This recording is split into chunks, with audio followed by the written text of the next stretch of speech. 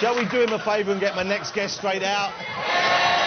Why don't we? First, let's see him in action, and I do mean action.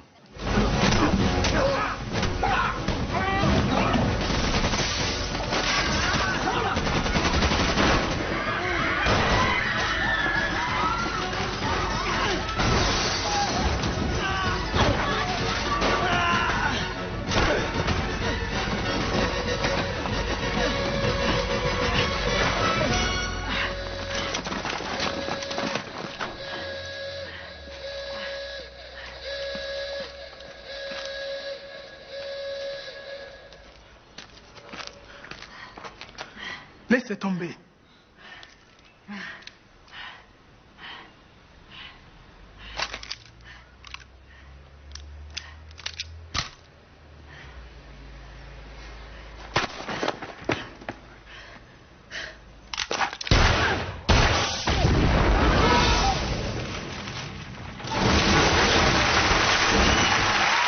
welcome Mr. Daniel Craig, ladies and gentlemen.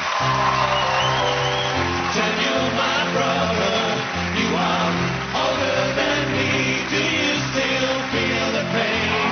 Daniel, you're a star. Daniel Craig. Well, welcome to the show. And I apologise. To be here. Has it felt a little like harassment, abuse? Or, yeah. Yeah. It's So been we'll quite calm it pleasant, down now. We'll just relax. I've got to say, it's great having the show because I am a fan.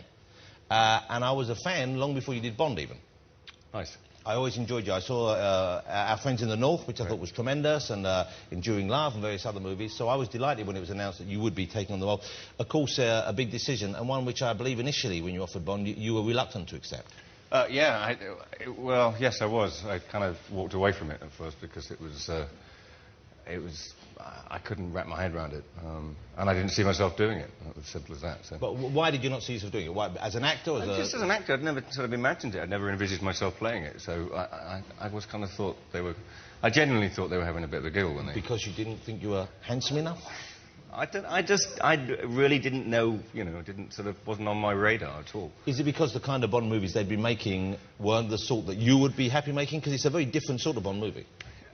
I knew that once I'd made the decision to make it, that we had to do something different, and I wasn't going to get involved unless we did something like that, like Casino Royale. Yeah. And now we've got a sort of chance to sort of push that on a bit. How much of a factor in the decision was knowing how much it would change your life and change the way people perceived you, both as an actor and when they meet you on a day-to-day basis?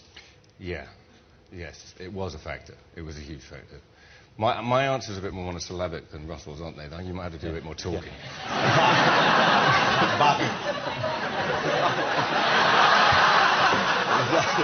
But it's not like talking to a crazy man, so I'm rather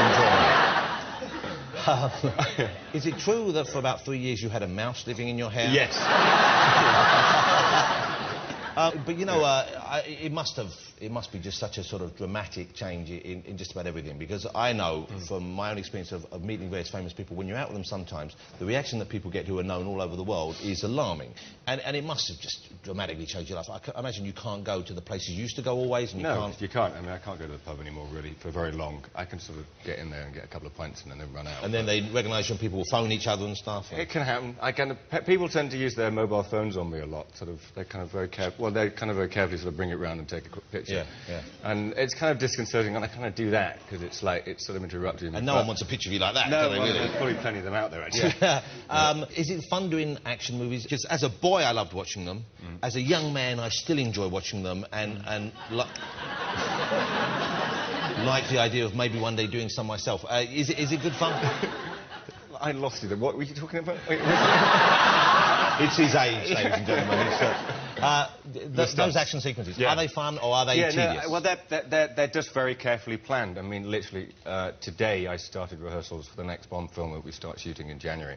So we have a month of rehearsals now to try and get the action sequences carefully choreographed as possible. So when we get there, A, we don't get hurt, but B, we make it look So right. they start with that. They know what the big action set pieces are going to be, do they? Roughly. Yeah. You know, we roughly mark them out.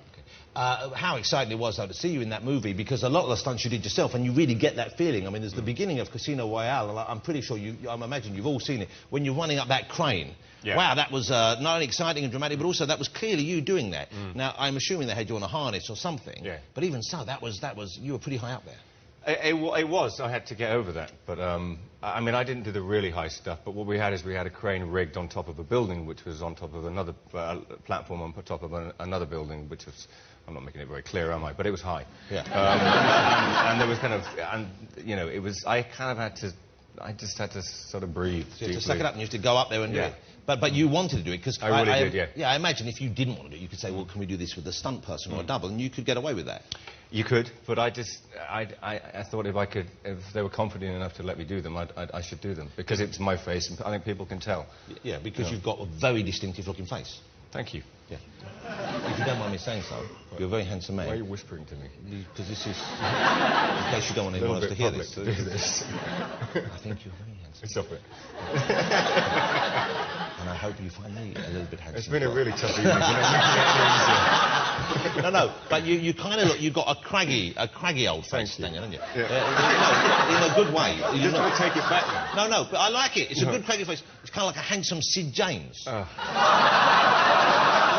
You've encountered this before, I'm sure. Yeah. My name is Bond. All right.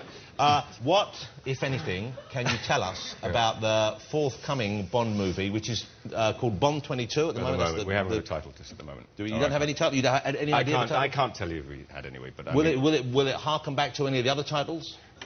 No, it won't. I think you know more than you're letting on, Mr. Maybe. Bond.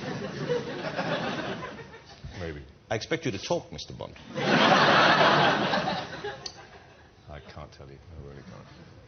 There is a hole in that couch, Mr. Bond. And underneath it lies Russell Brand.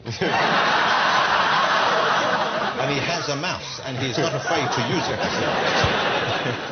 Well, you know, I love the movie, and it was a treat to see them get it right, because they really, you know, I've liked most of the Bond movies, but it was a treat. And I know how much work goes into it, because I was lucky enough to go to the location a few times. Twice. Once here in the UK and once in the Bahamas. Yeah. It was a very tough decision to make, to go out there for that. And I saw the Bond lady... find you, could we, for that interview? Well, I was helping the lady get on the horse. The Bond lady kept falling off the horse, and I thought helping her. Why she had to get the police involved, I don't know. A finger can slip in easily when you get... What? The horse didn't mind. Now, Daniel, let's talk about the new movie, The Golden Compass. I imagine they're going to make a trilogy here, because, of course, it's based on a series of books. That's right. A big special effects blockbuster. I would have thought quite a daunting thing to step into, because, once again, it's another big project. It was just a piece of luck, really. I'm a big fan of the books, and I literally finished Bond and made a phone call and said, what's happening, what's going on with them. So you read the books and thought, I'd like to be involved I in knew they were making the movie, and I just thought that I'd been a big fan of them, so... He's playing Lord Asriel in the books. If you know the books, of course, you'll know the character there. When I finished the last book, I'm not ashamed to tell you this, I cried at the end of the last book. They're fantastic, the books. I mean, you know, Philip Pullman's a fantastic writer. Did you and cry? They're very emotional. Did you cry at the end of the last book? I don't know. We should share a moment. I cried, and I was sitting on share a a room. No. Buy me a drink first, Daniel. Christ almighty. Bond walks in, he thinks I'm going to drop me kecks immediately. Well, no. But what a great series of books, and the special effects is just dynamite in this. And you couldn't have better other actors involved there. I mean, Nicole Kidman is just radiant on screen. And I love the fact that the bears, and if you're familiar with the books, you know there's this a huge central character who is a talking, powerful bear, who is voiced by... Ian McKellen. Sir Ian McKellen. Couldn't be better. And that's a terrific fight sequence in the middle there. How much do you have to put into this, though? Because presumably there are so many characters, so many storylines. It's not anywhere near as big a commitment as the Bond movies, or is it? No, it wasn't. It was... I mean, it took up quite a bit of the year, because we had to go back and do some reshoots on it, and they spent some more money, and it was just, you know, it's a big movie. But it's an interesting thing. I've never really acted on green screen before and sort of spoken to empty spaces. Well, that's not strictly speaking true, but I am... What are you implying? I'm holding up my end of the conversation. Let's have a look at a clip. But before we do, can we explain the principle for those who might not be familiar with the books of the demons, the characters that we're called demons? What do they represent? They're your soul. They're the sort of either your alter ego, what you carry inside you. The idea that there are many parallel universes. This is sounding like Russell's conversation. I was not gonna... but in this world, you carry it on the outside of your body, and it's an animal. And that animal, when you're a child, can change shape, but when you kind of go through puberty and you become an adult, it sets. It's such a beautiful concept, isn't it? Yeah. It's such a wonderful idea. And your character, his demon is... I've got a snow leopard. You've got a snow leopard, Yeah. and Nicole Kidman has a golden monkey in the film. And what is her demon? What do you mean, what is it? It's golden monkey? Oh, I was talking about her... You're on fire.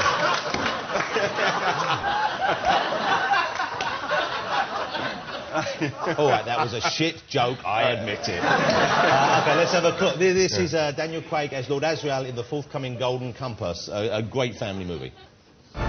There is a world where witches rule the northern skies, where ice bears are the bravest of warriors, and where every human is joined with an animal spirit who is as close to the